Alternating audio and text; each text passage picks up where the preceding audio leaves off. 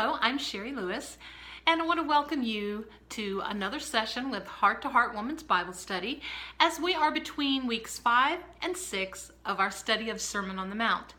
We're just a little bit more than halfway finished, so I wanted to encourage you to keep on plugging away, keep on going strong, and don't give up. If you've gotten a little behind, that's no problem because you can jump in at any time. And during our small groups on our Facebook group, we will be covering the information in detail so you won't have to miss anything.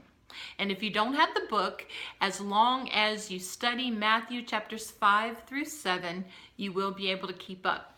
Well, let's move on to what we've been talking about. The last video I did was a foundation that prepared us for weeks 4 and 5, and I did a deep teaching.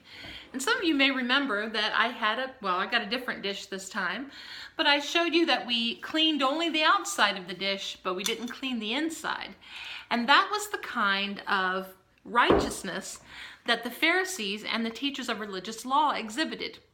Well, I won't go into detail about that again. You can check that teaching if you want more information.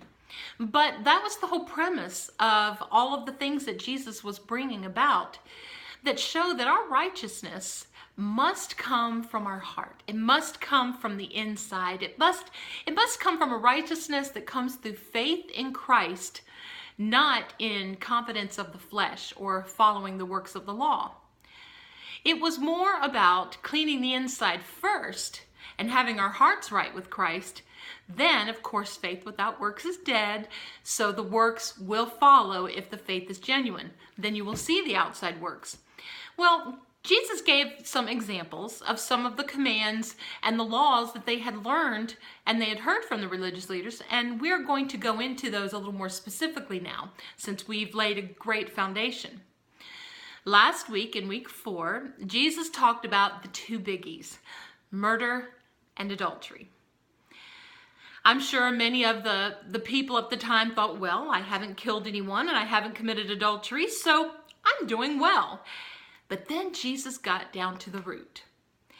And he said, okay, you've heard it said, and this is how he started every one of those teachings. You have heard that it was said, but I say to you. Well, you have heard that it was said you're not to murder.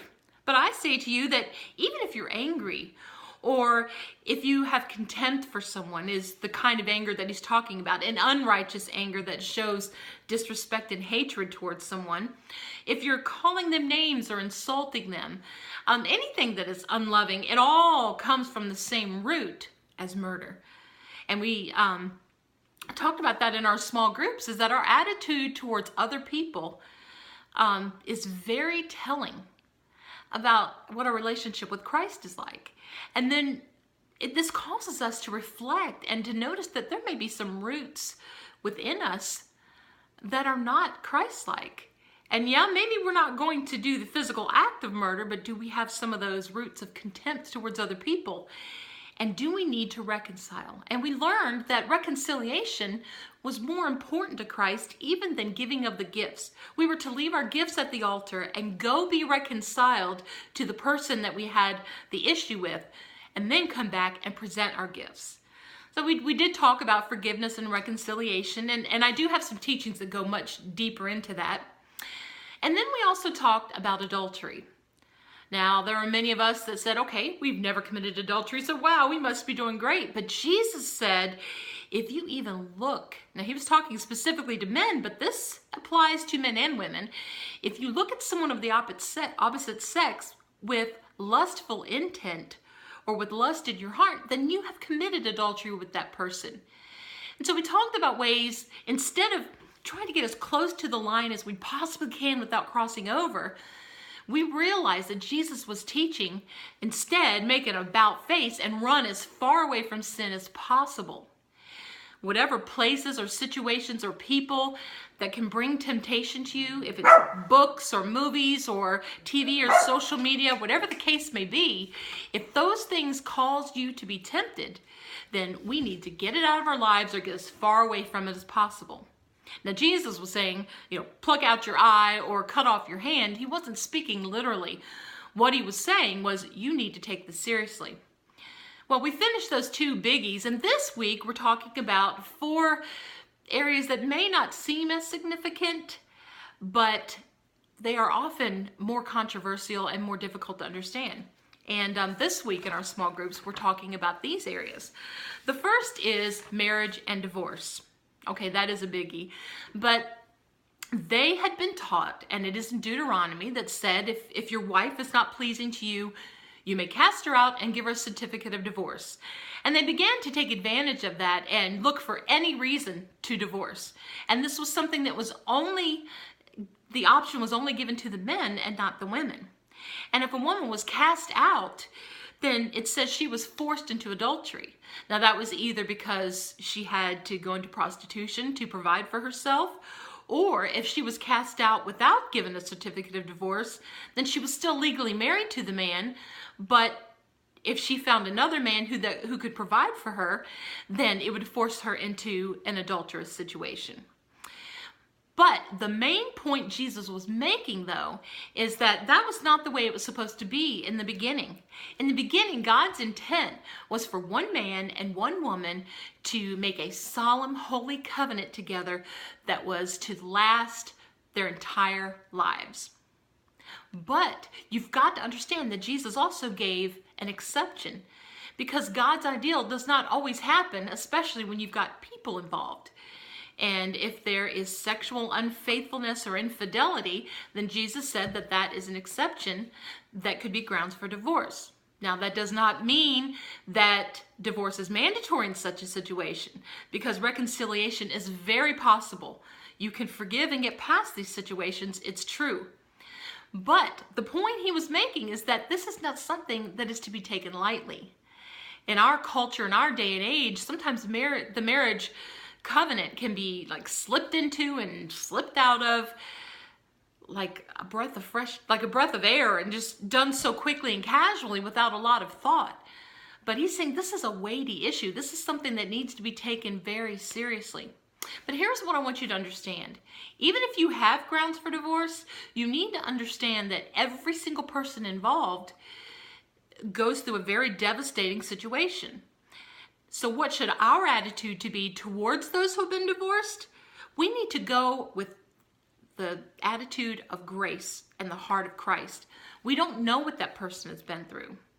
And I've seen too often in the church where someone could be pardoned for murder and still be treated with more kindness than someone who has been divorced, because that is looked at as the unpardonable sin. They are constantly labeled. But I'm here to say that God does not label you. He does not reject you. He does not disqualify you. He does not abandon you. And he's not upset with you. But no, God can heal. He could restore. He could rebuild. He could rewrite your story. And God gives grace. That does not mean you condone sin, but you've got to understand what God's attitude is. God said that he hates divorce, but he loves the individuals that are all part of it. So if there's a way that we could speak the truth in love and show grace and unconditional love towards people, and just, it's okay if we don't know all of the details of their situation. We may never know what someone went through behind closed doors, and it's none of our business. And even if they were in the wrong, it's not our place to condemn or argue. It's between them and God. So let's show the grace of God. And if you have been through it, I promise you, God can restore your life. He really can. Now, some of the other things that we also talked about, Jesus began talking about swearing and making oaths. Now, there are some who have taken this to such an extreme that they won't say pledge to the flag, or they won't take any kind of public oath for office or in a courtroom. That's not what Jesus was saying. Now, oaths can be made for major situations, but he was talking about in our speech. We should be people of such honesty and integrity, to be so true to our word that we don't need to add all the fluff. I swear by this, I promise by that. There's no need to add all that, because we are such people of integrity. We say what we mean what we say, we keep our commitments, and that people know that our word is dependable. And that is an example of Christ, as an example of godly character. So you don't need to say, but I swear to God, or I promise. That's not even necessary. Jesus said, let your speech be simple. Let your yes be yes and your no be no. If you've made a commitment, or if you've promised to be somewhere, or not promised, I didn't mean that. If you've said you're going to be somewhere, or said you were going to do something, then you need to do it. But if you're not sure if you can do it, then don't make the commitment. Our word is important. And that is something that I've seen that's taken so lightly. And again, this whole foundation with each one of these things that we've talked about is all a matter of our attitude and the condition of our hearts. Jesus also talked about the original law that said an eye for an eye, a tooth for a tooth. Meaning if someone had committed a crime, then the same weight of the crime that they committed was to be done to them. Now in Deuteronomy, it was presented that those who were in authority were the ones who were to present the punishment. But what had happened is that it became an excuse to look for revenge or retaliation. But that is not, again, not the heart of Christ. Jesus is saying that we are not to do that. We are to leave revenge in the hands of God. So he says, instead of an eye for an eye and a tooth for a tooth, we are to turn the other cheek. If someone demands for us to go a mile with them, then we go 2 miles with them. If they ask for our coat, we give them our cloak also. So the attitude he is presenting here is, you know what, instead of fighting, instead of bucking against them and being difficult and obstinate, let's respond with gentleness. Let's be peacemakers. That does not mean that we could stand up and let someone treat us like a doormat and walk all over us. That does not mean we can't establish boundaries. But what that's saying is, if we refuse to retaliate, and we just leave it in God's hands or leave it in the hands of authority, which was what was intended in the first place, and then we just learn to let some things go. Take a little bit of loss for the sake of peace, then God will take care of the situation, and we will prevent the situation from escalating. Then we can have the character of Christ, the meekness that, and we did talk about meekness a few weeks ago. Doesn't mean you're a weenie or a weakling. It just means that your strength is under control and you're laying down your rights for the good of the other person. And you are showing the character of Christ, showing mercy, showing forgiveness, showing generosity. And in the long run, throughout eternity, not always in the immediate, but in the long run, then good will come out of this situation, and we can trust that God's ways are always best. So again, it doesn't mean you don't stand up to bullies and you don't allow and you don't become abused or mistreated. Those things do not have to continue. And you don't have to give to someone that enables someone to not provide for their families or work for things either. It's a matter of, again, it's all about attitude. I feel like I've talked around myself a little bit. We went into that in much more detail in the small groups, and that would help you a lot if you came on to the group page and looked at some of the comments that we've been making in our groups. That'll help you to make it a little more clear. And the last one Jesus talked about is, instead of loving your neighbor and hating your enemy, which was, again, what they were teaching, what they thought made sense, Jesus said instead, we are to love our enemies. Show them kindness. We may forgive someone who's hurt us, but we might still feel that hurt. I have learned that when you pray for them first and foremost, of course that's what Jesus said, pray for those who have despitefully used you or spoken against you. Pray for them. Pray for good, not pray that a piano falls from the sky and lands on top of them, pray for them. Speak blessings about them and to them. Speak kindly. And it doesn't mean that you don't address situations, because before true reconciliation can happen, both sides have some things that they need to talk about and work out. But for our hearts to be right, instead of condemning or being cruel to our enemies, we can treat them kindly and we can be generous. But the point of all of these 6 things that Jesus talked about in these last 2 weeks of our study in chapter 5 of Sermon on the Mount, the point is, instead of a half-hearted commitment to just doing the external acts of obedience just so that we look holy, that is not going to cut it.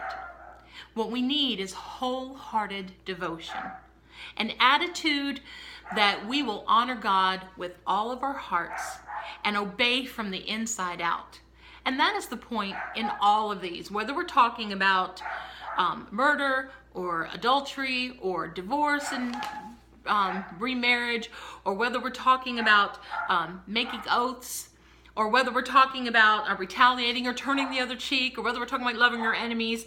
In all of these situations, they all have the same bottom line, that we truly, deeply desire to honor God with our whole hearts.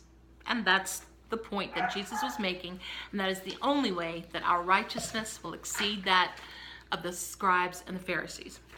Now this week, in our personal study, because we're talking about what we studied last week, this week, but then we're studying week 6 this week, and we'll talk about it next week in small groups. But just a quick introduction. We are talking about our acts of righteousness, that we don't do these things so that we will be seen by other people, because that is the only reward we will ever get. And we're talking about, again, the same root, the same foundation is when we seek to honor God instead of ourselves, God will reward you. And we are talking about praying and fasting and giving alms. Those are the 3 things, and I will cover those in more detail, especially the prayer, in our next video and our next blog. So I'm loving this study. I hope that you are too.